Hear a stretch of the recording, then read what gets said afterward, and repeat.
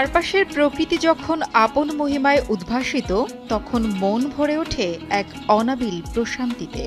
আজ আমরা আপনাদের নিয়ে যাব তেমনই এক নৈসর্গিক সৌন্দর্যের লীলাভূমিতে, যার নাম টাঙ্গুয়ার হাওর। সুনামগঞ্জের এই বিস্তীর্ণ জলাভূমি কেবল নয়নাভিরাম সৌন্দর্যের আধারই নয়, এটি বিরল প্রজাতির মাছ ও অতিথি পাখির এক বিশাল অভয়ারণ্য, জীববৈচিত্র্যের এক অমূল্য ভাণ্ডার। সরকার এই এলাকাকে ১৯৯৯ সালে বিপন্ন প্রতিবেশ এলাকা এবং ২০০০ সালে ইউনেস্কো একে রামসার এলাকা হিসেবে স্বীকৃতি দেয়, যা এর আন্তর্জাতিক গুরুত্বকেই তুলে ধরে। পৃথিবীব্যাপী অস্তিত্ব সংকটে থাকা ২৬ প্রজাতি প্রাণীর নিরাপদ আবাসস্থল এই হাওর। জলবায়ু পরিবর্তনের ফলে কখনো দেখা যাচ্ছে অতিবৃষ্টি হচ্ছে, কখনো অনিয়মিত বৃষ্টি হচ্ছে, কখনো দেখা যাচ্ছে খরা, আবার ঘন ঘন প্রাকৃতিক দুর্যোগ যেমন বন্যা হচ্ছে। এইসব কারণে কিন্তু বাস্তুতন্ত্রের উপর একটি নেতিবাচক প্রভাব পড়ছে, এতেও জলভূমির জীববৈচিত্র্য নষ্ট হচ্ছে। প্রাকৃতিক সৌন্দর্যে ভরপুর এই হাওর জুড়ে রয়েছে প্রায় ১৪০ প্রজাতির মাছ, ২৫০ প্রজাতিরও বেশি পাখি এবং ১২০টির বেশি উদ্ভিদ। কিন্তু ইঞ্জিন চালিত নৌকার অবাধ বিচরণ ও যত্রতত্র প্লাস্টিক বর্জ্য ফেলা, গাছপালা নষ্ট করার ফলে এই হাওরের জীববৈচিত্র্য হুমকির মুখে।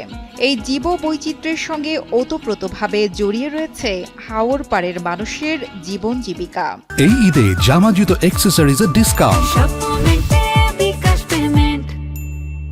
সময় দেখছি যে বড় বড় মাছ মারি আনছে, বাড়ি গাড়ি থেকে মাছ অভাব নাই ইয়ে করছে। এখন হাওড়ায় মাছ পাওয়া যায় না, আর ওই বাড়ি গাড়ি দূরের কথা, চান্দাটা পাওয়া যায় না। আর আগে বড় বড় মাছ মারি খাইছে, 2 KG 3 KG 5 KG 10 KG 15 KG 20 KG ওজনের মাছ আছে না হাওড়ো, এই টাঙ্গর হাওড়ো। আর অনেক কেজি ওজনের মাছ নাই। এক সময় আমরা বাপদাদা আমলের মধ্যে অনেক মাছ আসলো, কারণ মাছের মাথা খাইছি, অনেক মাছগুলো আসলো। আর ওহন মাছ দায় বলতে হওয়া নাই। টাঙ্গুয়ার হাওরকে বলা হতো মাদার ফিশারিজ। সারা বছরই ছিল দেশীয় নানান জাতের পাখির কলকাকলি। তবে এখন নেই পাখিদের ডাক, আসছে না আগের মতো অতিথি পাখি। আগে তো গাছগাছালি অনেক কিছু আসিন, গাছ টাছ আসিন, অনেক তো এখনো কিছু বলতে নাই, সব পরিষ্কার। নল আসিন, বুল্লো আসিন, বন্তসি আসিন, বেন্না আসিন, অনেক তো ময়দানি, সব ময়দান, মানে আর এখনো কিছু নাই।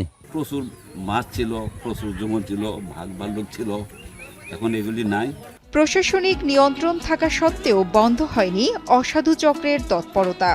রাতের আঁধারে টর্চের আলোয় পাখি শিকারের মতো নির্মম ঘটনা ঘটছে, যা এই হাওরের জীববৈচিত্র্যকে ঠেলে দিচ্ছে আরও গভীর সংকটের দিকে। তবে আশার কথা হলো, উপজেলা প্রশাসন এই জীববৈচিত্র্য রক্ষার ব্যবস্থা গ্রহণের আশ্বাস দিয়েছে। আমরা শুনব মধ্যনগর উপজেলা নির্বাহী অফিসার জনাব উজ্জ্বল রায়ের কথা। যখন কোনো পর্যটকরা আসে, তখন তারা যেটা করে সেটা হচ্ছে বিভিন্ন ধরনের বর্জ্য, এগুলো হাওরে ফেলা হয়। এই ফলে কিন্তু আমাদের যে জীববৈচিত্র্য সেটা কিন্তু নষ্ট হচ্ছে দিন দিন। পাশাপাশি যারা স্থানীয় বিভিন্ন